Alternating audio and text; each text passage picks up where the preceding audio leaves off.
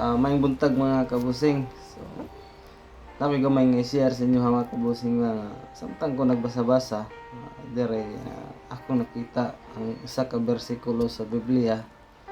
Dire makita sa Proverbs 18:22. Sagaran man gid sa tuwa dire sa Pilipinas kay ito man gyud og kaning Bible. So giingon diha na blessed is the man who find a faithful wife. So mao na nga swerte or dako nga panalangin sa lalaki nga makakaplag o makakita og matinud-anon nga babae o matinud-anon nga asawa. So mao na nga dili di ay ang hitsura ang ipapangita sa Ginoo, kundi unsa gani kana ra gyud ang pagka matinud-anon. Unsa man ta man hitsuraan? Mo nagingon sa katigulangan mga kabusing ba nga unsaon man ang hitsuraan kung dili mabilin sa balay.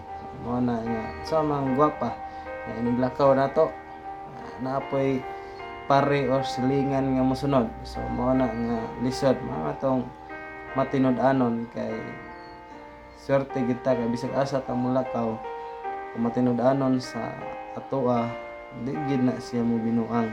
So mo ni ang kuan karon, mo ni ang dako nga problema so sa ato ang kalibutan kanira yung dili matinud-anon sa matag usa. So mo na nga kumulakaw ang bana, mulakaw ang asawa. So kung dili matinud-anon, makakita og gwapo, makita gwapa, wa na matik na. So mo na nga kung matinud-anon, bisan pag makita ng gitsaraan, bisan pag makita na o gwapo, kung matinud-anon mo sa matag usa ninyo mga kabusing, so digin na sila mo kuan sa sulod sa binuang. So mo na ang ato gyud ikuan nga timan-an nga wala gyud papangita sa Ginoo ang hitsura kundi ang matinud-anon. Kay mo na nga ang hitsura mga kabusing kuan lang na murag dugang rewards na lang na. So mo na nga sagaran mo pud noon atong mga mapili mga kabusing mga hitsuraan kay gingon mo pud diha sa Bible nga gihimo ang tao sama sa dagway sa atong Ginoo. So mo na nga kun ang atong panan-aw sa atong asawa or bana uya ba nato kaha ang watag gwapahe, so dili na siya maayo kay ang Ginoo kumingon tag pangit na.